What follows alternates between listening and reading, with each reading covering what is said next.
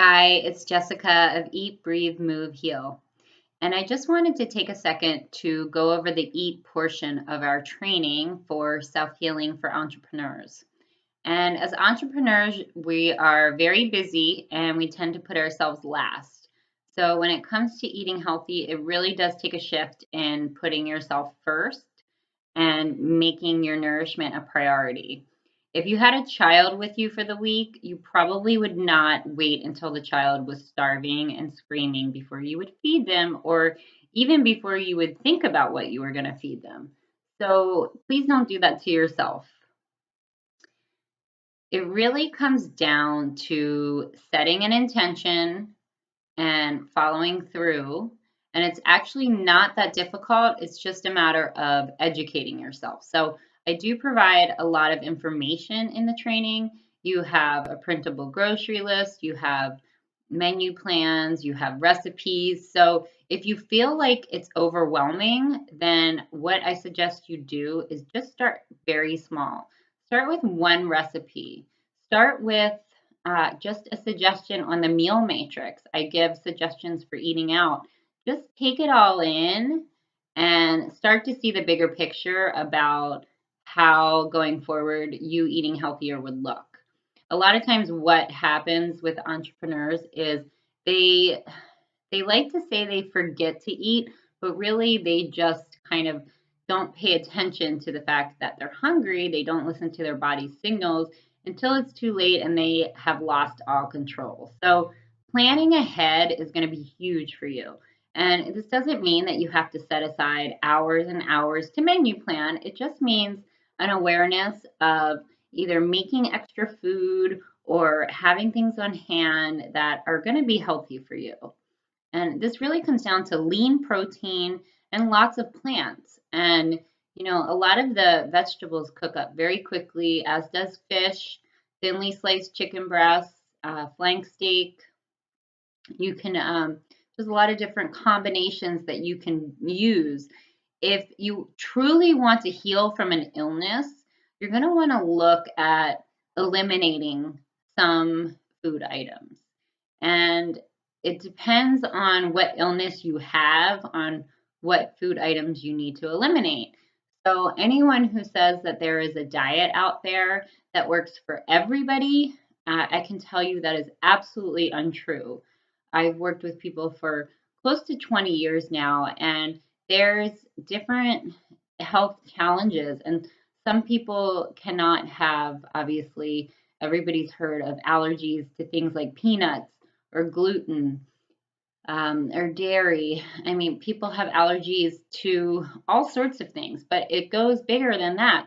Sometimes people develop digestive disorders. Sometimes they have IBS where they can't have a lot of vegetables. So, a diet that's high in vegetables is not always good for everybody, even though most people need more vegetables.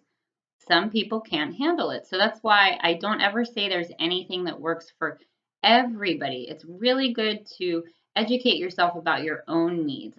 Even have had clients that cannot have any fat in their diet at all. And, this makes it difficult because nowadays fat is looked at as essential and healthy, which it is if you're getting the right kinds. However, if you have a health issue that makes it challenging to process fat, then it doesn't really matter if it's healthy for you because it's not right for your body. So it's really, really important to understand what's good for your body and then start keeping these things on hand. Generally, lean protein, healthy fats, and vegetables are really going to keep us feeling full for a couple hours. So, if you make a dinner with these items, make extra so you can have some for lunch.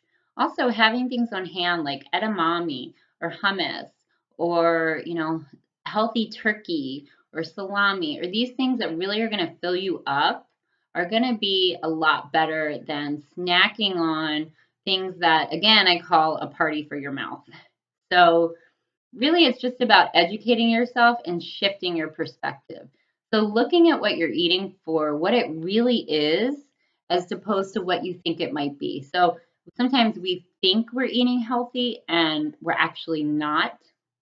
So that makes it challenging because people think, oh, I'm eating, a mango for breakfast, and that's very healthy, mango and blueberries. Well, that's a lot of sugar that's going to ramp you up, and you're probably going to be hungry again very quickly after that.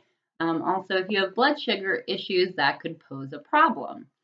So it really may require somebody like that a little bit of effort and research as to what they should be eating. A lot of times things can be shifted very quickly once you start getting into it, but it's just a period of transition if you're changing your diet.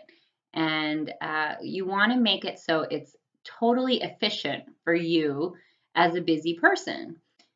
And that does require planning, it does require intention, but I promise you that if you put the time and energy in, you will be more productive in the long run. It will pay off and you will be less stressed as well, because when we're eating properly and we're giving ourselves the time to eat, we feel less stressed, we feel happier, we feel more satisfied, and then we can continue that habit of eating well. So I hope that makes sense. If eating well is challenging for you, or if you find you're having cravings or addiction issues or emotional triggers to eating, then what I suggest is you really work on the breathe part of the training and the heal part of the training. So that's going to give you the insights to your sort of your struggles and why they're there and how to shift them. And we can shift them. It's just a matter of figuring out why are we going, why are we going for the ice cream after dinner? A lot of times it's that loop in our brain, and we can change that, but we have to direct the intention to do that. So go ahead and go through the parts of eating well, but don't think that if you're not doing it perfectly, that something's wrong. It just might mean you need to go a little deeper. And I provide all that information in the breathe part of the training. So I hope you enjoy it and good luck.